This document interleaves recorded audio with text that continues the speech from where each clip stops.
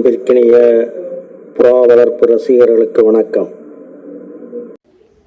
பந்தய புறாக்களின் உடல் வலிமை என்பதனை விட உடல் நோய் எதிர்ப்பு ஆற்றலே மிக முக்கிய தேவையாக இருக்கிறது. புறாக்களின் நோயற்ற தன்மைக்கு சிகிச்சை அளிப்பது மிக கடினமானது தான்.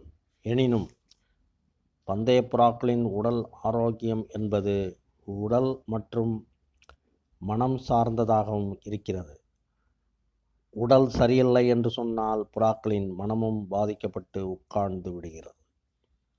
ஆகையினால்தான் சொல்கின்றேன், புறாக்களின் உடலும் மனமும் மிக ஆரோக்கியமாக இருந்தால் மாத்திரமே புறா பறத்தலில் மிகவும் சிறந்து விளங்கும்.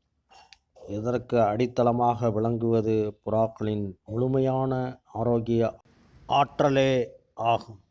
அத்தகைய ஆற்றல் நோய் எதிர்ப்புடன் இருத்தல் மிக மிக அவசியம். அப்படிப்பட்ட நோய் எதிர்ப்பு ஆற்றலுக்கு நாம் என்ன செய்வது என்று பார்த்தால், புறா வளர்ப்பு ஆர்வலர்கள் உணவே மருந்து என்ற கோட்பாட்டை தான் ஆதரிக்க வேண்டியுள்ளது. சுற்றுச்சூழல் பாதிப்புகள் பல்வேறு நோய்களை இன்றைக்கு புறாக்களுக்கு தந்துவிடுகின்றன.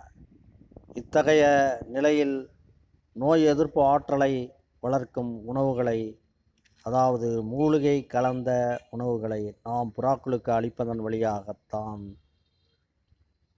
பந்தய நேர வெற்றி வாய்ப்புகளை நாம் நினைப்பது போல் நம் பக்கம் சாய்க்க முடியும்.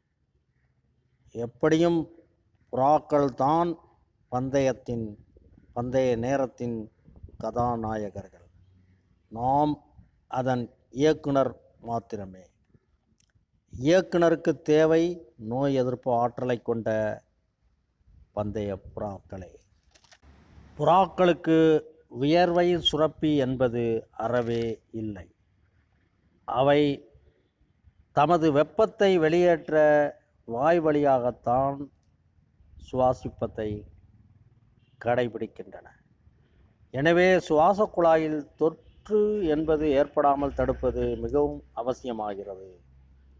அதுபோக குடலில் நன்மை பயக்கும் பாக்டீரியாக்களை அதிகமாக உருவாக்கிட நாம் முனைய வேண்டும். அப்படி சுவாசப்பாதையும் புறாவின் குடல் ஆரோக்கியமும் இரண்டும் ஒன்று சேர ஆரோக்கியமாக இருந்தால் மாத்திரமே பந்தயத்தில் புறாக்கள் வெற்றியடைய முடியும்.